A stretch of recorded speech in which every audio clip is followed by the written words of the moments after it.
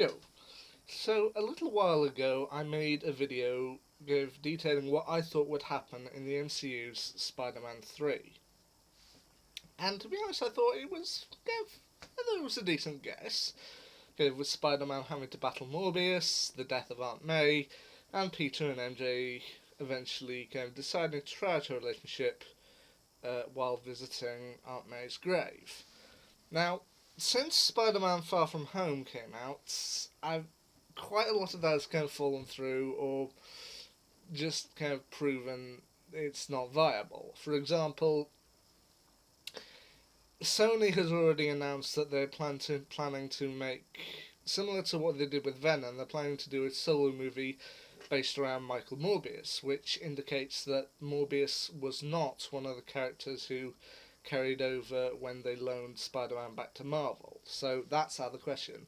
Also, in Spider-Man Far From Home, spoilers for anyone who hasn't seen it yet, towards the end of the film, MJ and Peter do end up getting together.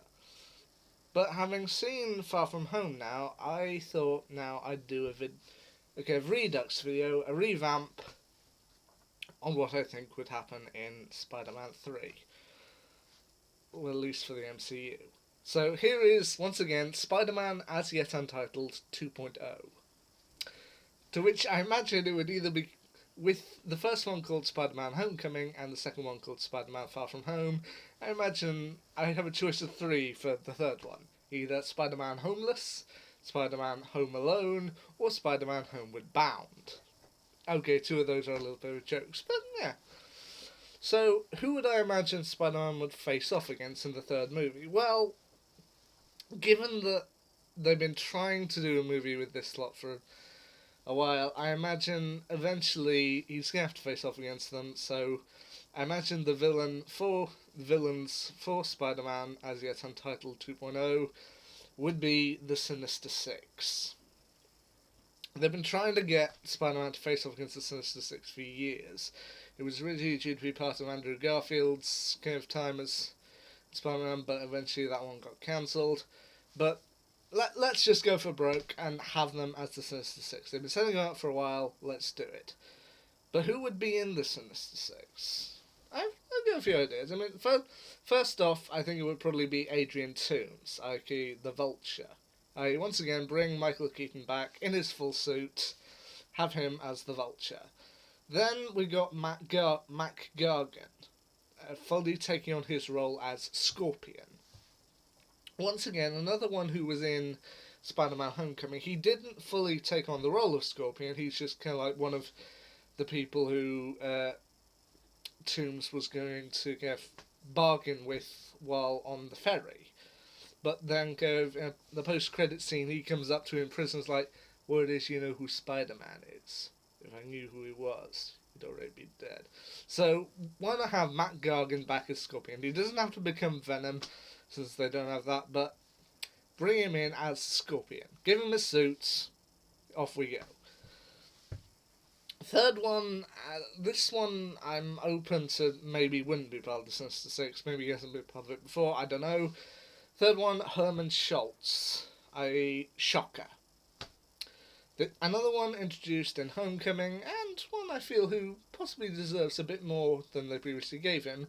Shocker in Homecoming was very much a secondary villain, with Vulture being in the lead. But while I did consider briefly maybe they should bring in Tinkerer once again, but now bring in Shocker. He should be a member of the team. Number 4, Dmitry Smerdyakov. This was a character who was introduced in Far From Home and is shown to be with S.H.I.E.L.D. Acting as like a bodyguard as such, but in the comics he eventually becomes the Chameleon, a supervillain who has the ability to change his appearance. So yeah, bring in Chameleon. He's in there. He's set up. Number 5, Mysterio. Now, people may be asking me, but wait, didn't Mysterio die at the end of Far From Home? True, he did, but his team managed to escape, technically. So while, yes, Quentin Beck may be dead, everyone else who helped create him, he's still alive, and they could still use the technology to make it appear as if Mysterio is part of the Sinister Six. So, yeah, I think Mysterio could still be in there.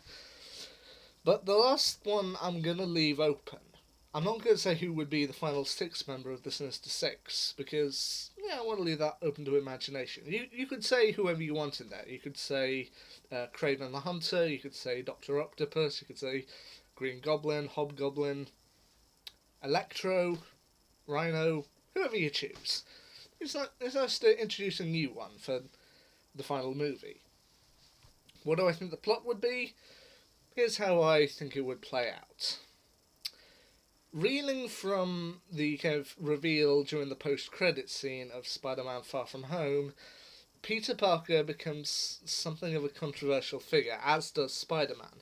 Peter tries to kind of maintain his life, kind of still being Spider-Man, still kind of flying through the streets, but then there are people who still kind of support him, and then people who really don't, claiming he murdered Mysterio, claiming he's a bad guy, and effectively start a manhunt for him. Feeling this is kind of a bit too rather stressful, and eventually deciding he can't take much more, Peter decides to just leave his life behind and run away. He basically packs up everything he has into a small bags and basically leaves, not even leaving Aunt May a message, kind of to explain where he's gone, and basically takes off into the night. He's homeless, he's on the run, he doesn't know where he's heading. But then, kind of over time, kind of throughout his nights on the street, he begins to meet people who, some of them are like the kind of press claiming that he's a bad guy, he shouldn't have done it. But then he also meets people who are legitimately grateful and thankful for Spider-Man, and upon the reveal that he is Spider-Man, people who are genuinely happy for him and thank him for making the streets so much safer. Meanwhile, his friends, they begin to drastically worry about him. I mean, Aunt May is kind of heartbroken that Peter chose to run away. Even Happy feels bad about the situation. And both of them are visited by Ned and Michelle, those being the two main people who Peter revealed his identity to. And they all kind of group together and do feel bad until they suddenly get a knock at the door. And behind that door is Flash. And while Ned and Michelle are like, oh, why did you come here? Did you come here to gloat or to mock? Flash just actually says that while he did bully kind of Peter for years, while he did make fun of him, he grew to love and admire Spider-Man. He thought he was a great hero. And if Peter is Spider-Man, that changes nothing. I mean, I think I'd still have Brad kind of try and be a douche, claiming that, oh, Peter's been revealed, that means I can now get with MJ, and Michelle's like, dream on. But, yeah, I think Flash kind of would still... I still think that Flash, upon learning Peter was Spider-Man, would feel like it should change everything, but then realise it hasn't. And eventually, they all kind of club together, manage to hack into the New York security cameras, and eventually find Peter somewhere, maybe under the Brooklyn Bridge, kind of living rough. I had also thinking that since they are kind of 5 years younger than everyone else who's now 5 years older, maybe Peter at some point meets up with Miles Morales. Not with spider powers yet, but if he meets a young boy who generally thanks him, it's like, oh, thanks kid, what's your name? Miles Morales? Oh, nice to meet you, Miles. And maybe just moves on his way. But finally, the team kind of meet up with him and thank God he's alright, all hug him, and then he's like, how can I go back now?